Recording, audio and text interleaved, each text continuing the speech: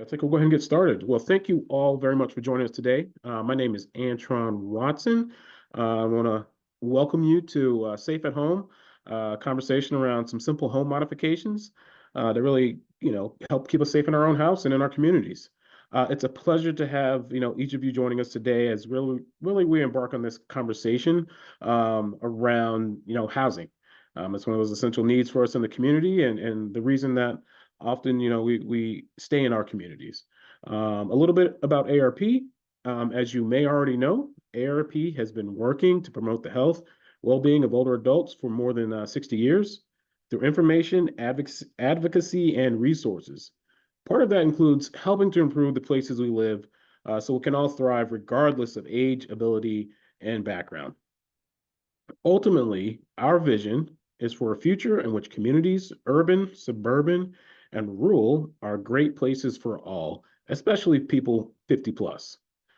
So as we go through the conversation today, talk about housing, think about the ways that your home can be modified or how they can be more livable as we all continue to age.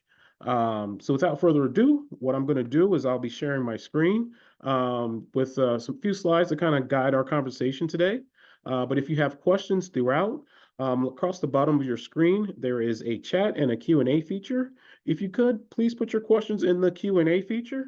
That way we can kind of keep track of the questions you have, and we'll make sure they get answered when we get to the end. We'll leave a good amount of time for that. And yeah, I guess we'll go ahead and get started.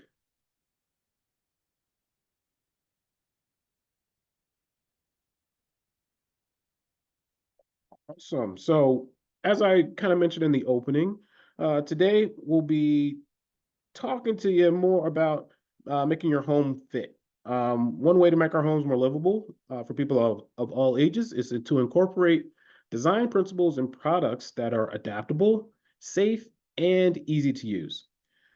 Such smartly designed features are attractive, stylish, and come at all price points. So this workshop is really going to give you a range of options, more or less, to think about when viewing different parts of your home. But to get started, let's talk about the reason we want to stay in our homes.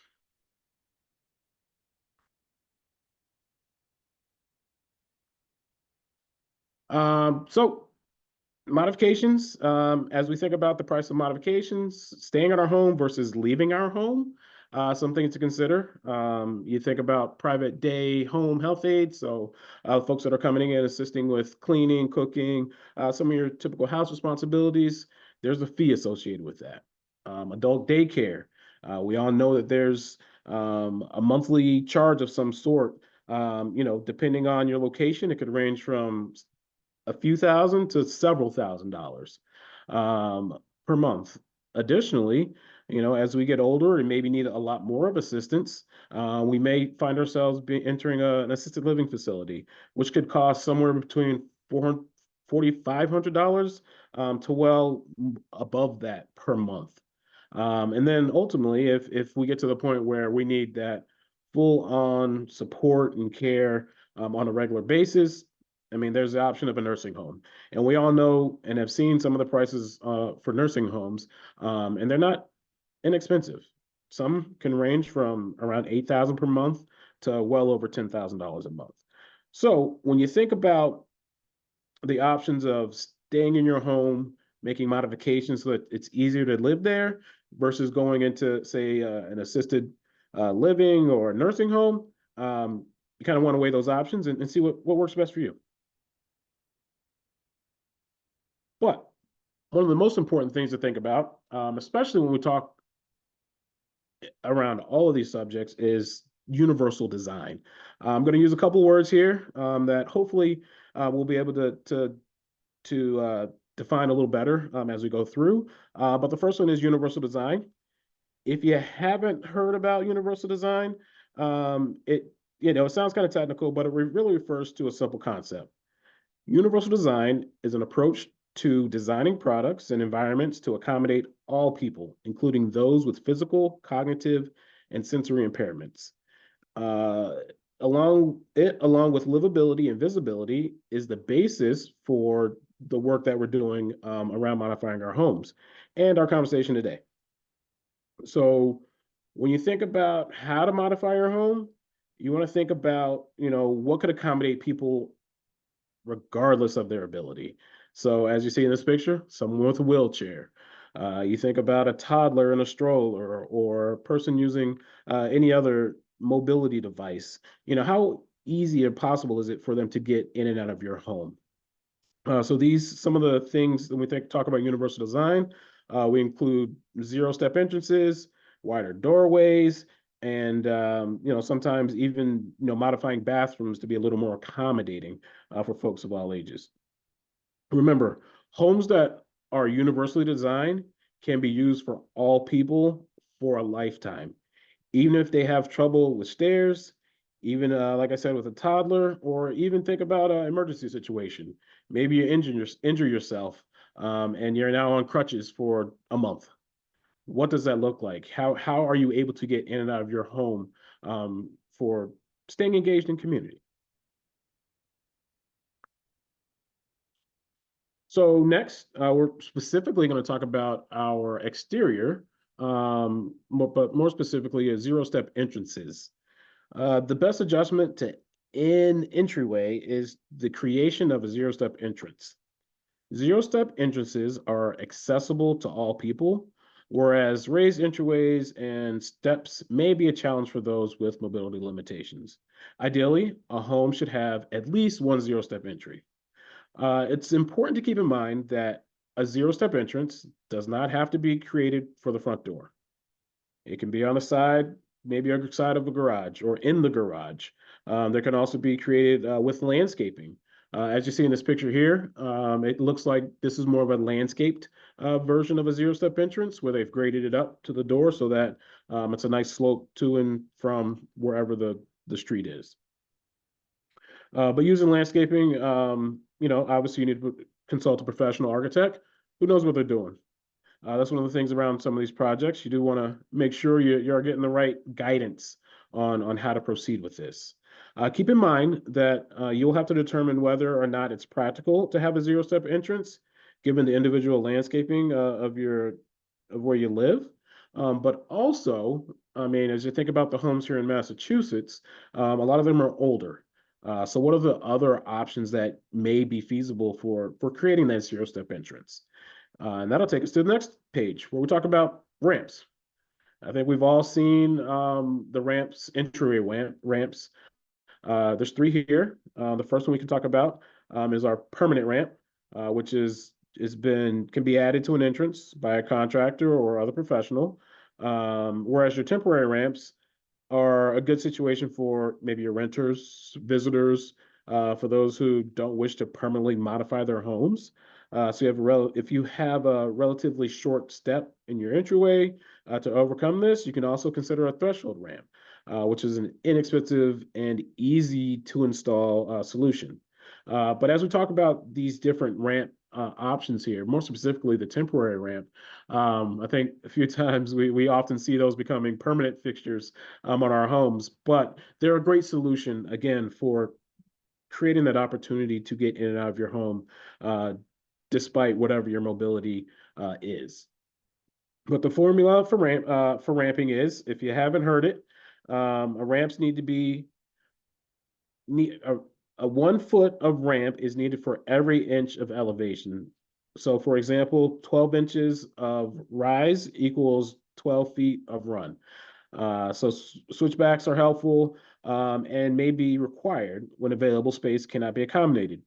The length of a ramp, or when a ramp length would exceed 15 feet, therefore, a piece of property could accommodate a 20-foot ramp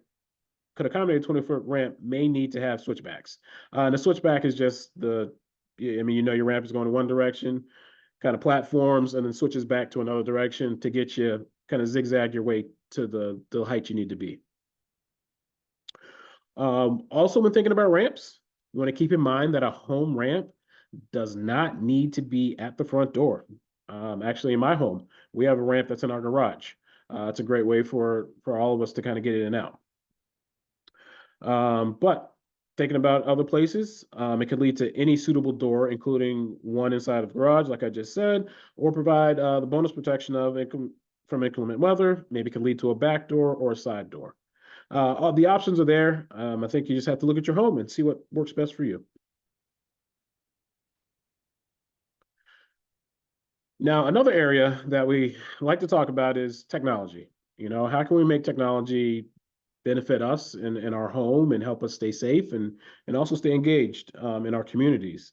So now that we've gone over those couple of elements around the exterior, we can move on to talk about how the smart features can help us in our home. So imagine being able to adjust your thermostat, turn on your favorite radio station, or even add stuff to a shopping list, um, or from sitting in your favorite chair. Because of technology and the advances that we've seen over the years, all of this is possible and easier to set up than a lot of us, might think. The use of smart technology can actually greatly improve the functionality and safety of our homes. And we'll kind of go over that here in a minute. Um, so, a few areas, home-based automation systems and products. I mean, you can think about your Googles, your Alexas, um, Amazon Echoes.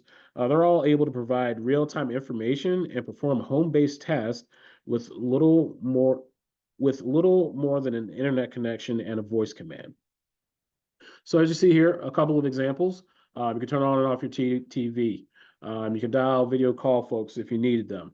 For example, in case of an emergency, you can always use your smart device to call for help, call for assistance, or call to a relative. I feel like we've had someone on our team before who was long distance caregiving for a family member.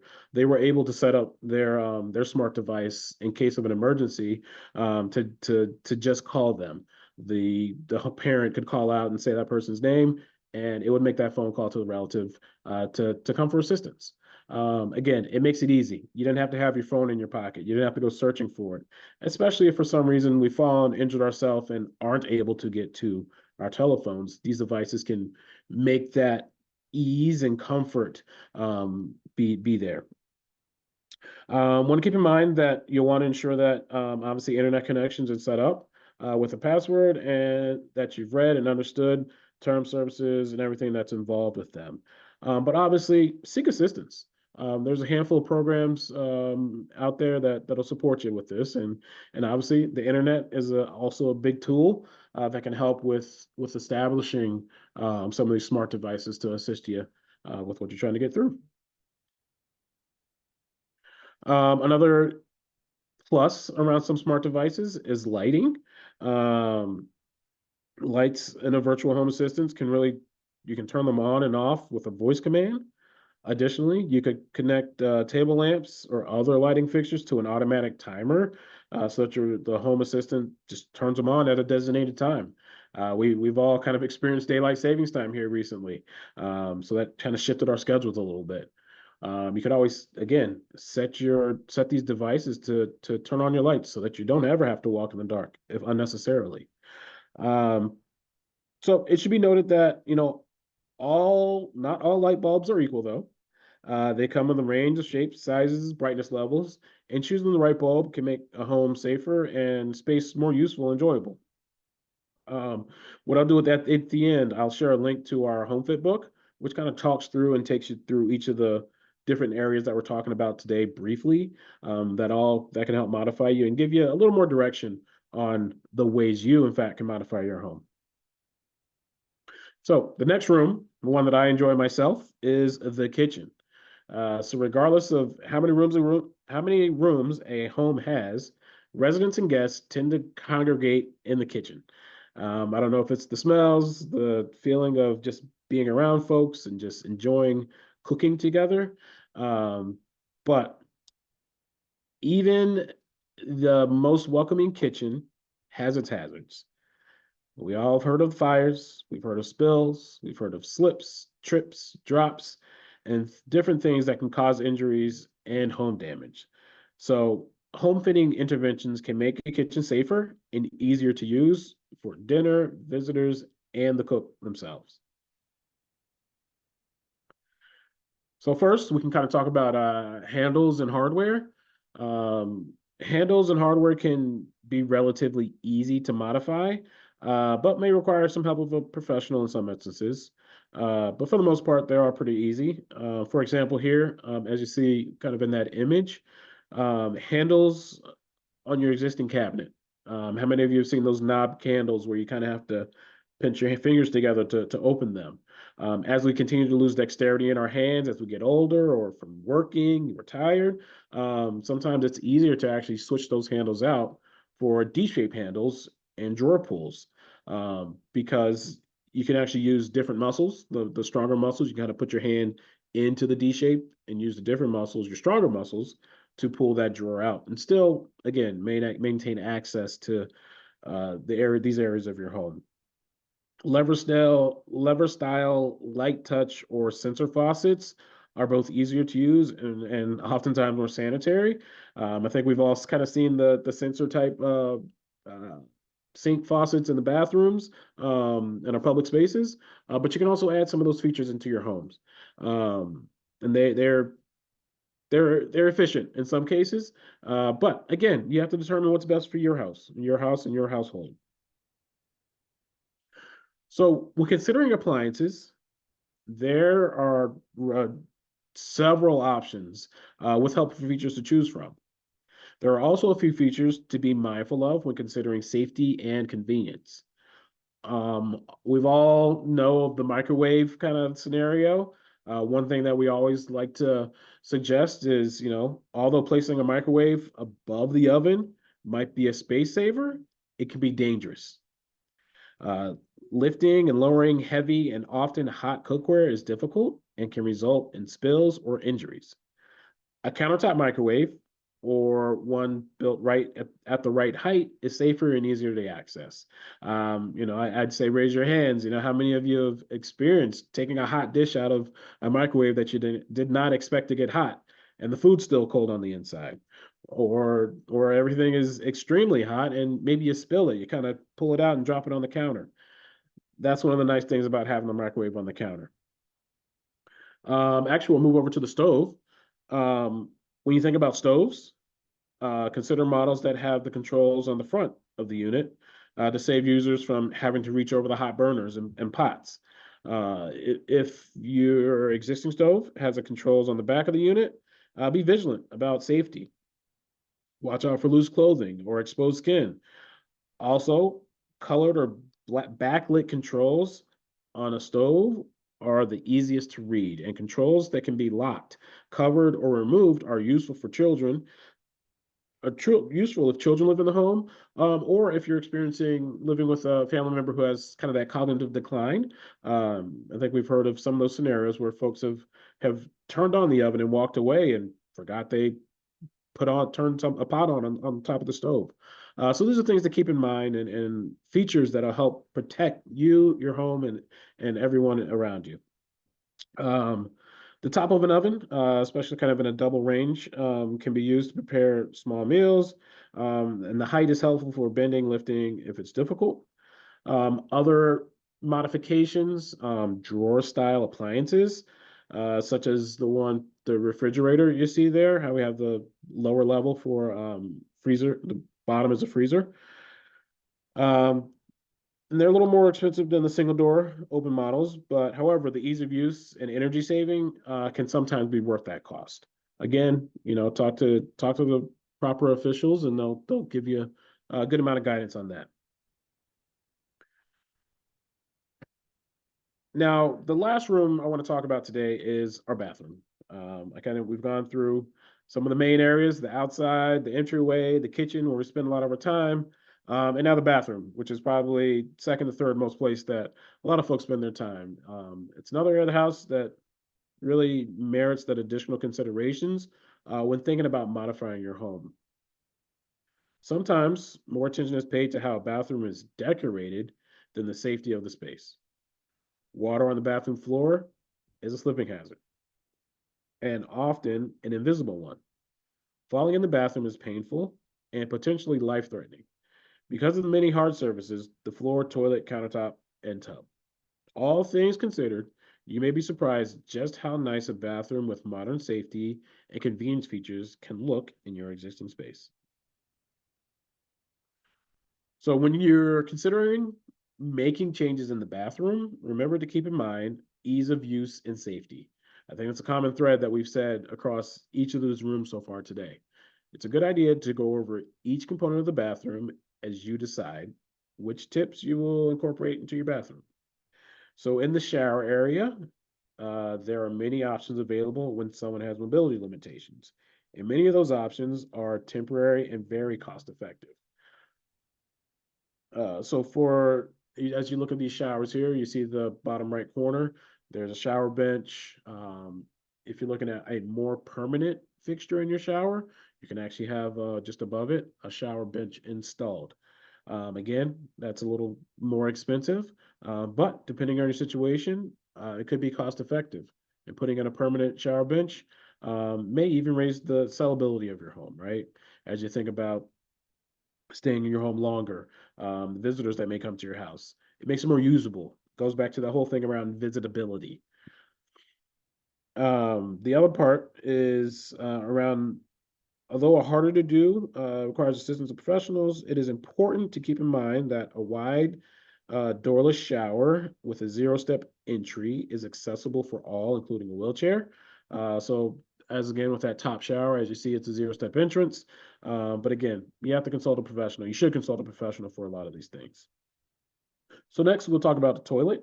A comfortable height toilet is the best option for wheelchair users, but not necessarily for someone who is short in stature or for children.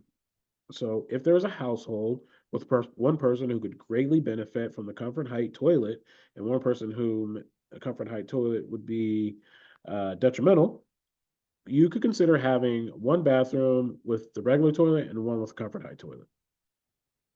So if you need to add height to an existing toilet, you can consider a toilet-based riser. So if you see in that corner, bottom left corner of the screen, the toilet, the bottom there, that's actually a toilet that's on a riser. And it brings the toilet, it adds about 3.5 inches to the height of the toilet. And those usually cost somewhere around $100. Um, Finally, commode chair is the least expensive option for helping someone get on and off the toilet. They are often used by people for temporary situations when they're remodeling, is not an option. So this device sits on top of the toilet, raises the height of the toilet, and provides arm support without needing any structural changes. And the price for that is only honestly around $50.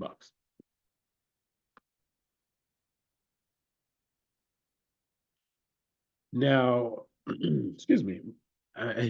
We've all experienced maybe some minor slips in the bathroom and maybe some of needing to get up, um, maybe from the floor or whatnot. That's why we have to ensure that bathrooms include a grab bar for assistance for someone to hold on to, when they feel unstable, or you're reaching for something, grab bar. It's nice to have a grab bar there. There are now many readily available high quality grab bars that are integrated into common bathroom features, such as your toilet paper roll holder, soap dishes, all kind of like these images here. I think typically when we see grab bars, we see that bottom image, that bar that kind of just goes across the bottom. But as you see the other options above it, those have all been created to be, I guess, more stylish and less I don't know the word I'm looking for, institutional. Um, but the thing to remember is the correct installation of a grab or assistant bar is vitally important for safety. They actually have to be attached to a stud. So that's something to remember. And that's where we always say consult with a contractor or somebody, a professional, when it comes to doing work like this. There are actual certified aging in place specialists. Um, I believe we have a link for that that we can get to you all. But these folks are understand what it means to stay in your home as you choose and have an idea of how to install these items properly. You can also reach out to an occupational therapist who has kind of that understanding of the movements of your body and how these assistive devices can really help you stay in your homes. Um, Another thing to keep in mind is that there are unsafe products sold as grab or assist bars that use a clamp or suction cup to secure them. to the wall or tub, these should not be used. I mean, we understand there are emergency situations where they may work, but they are also still extremely dangerous. So you want to consider that and test them out. But research has indicated that grab or resistance bars are the safest when they are horizontal to the floor rather than vertical or at a diagonal. And again, all this information is in the home fit book that we'll make sure you're linked to later. So with that, I want to kind of leave some room for questions. So if you have any questions, please do enter those into chat, or I guess enter them to the Q&A, and I'll make sure to get those answered for you.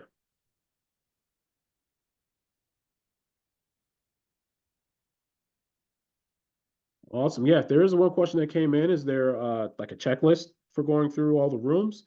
Yes, there is a checklist that can be found on the website. It's actually arp.org/homefit, and we'll put that in the chat here so everybody has it. But it will take you to the guide that we used today, that was referenced today, that really took us through how to stay safe in our home, and take you through some more areas that maybe we didn't actually cover.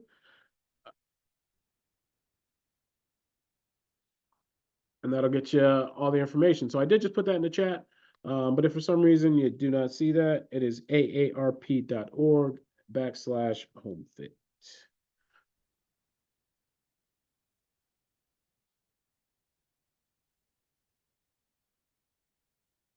Awesome. Yeah, and if you'd like, you can actually order a hard copy of the book. That was another question that just came in.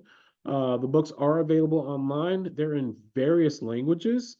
So please make sure to check out what's there. They have a supply list. They have a do-it-yourself list. They have a don't do-it-yourself list.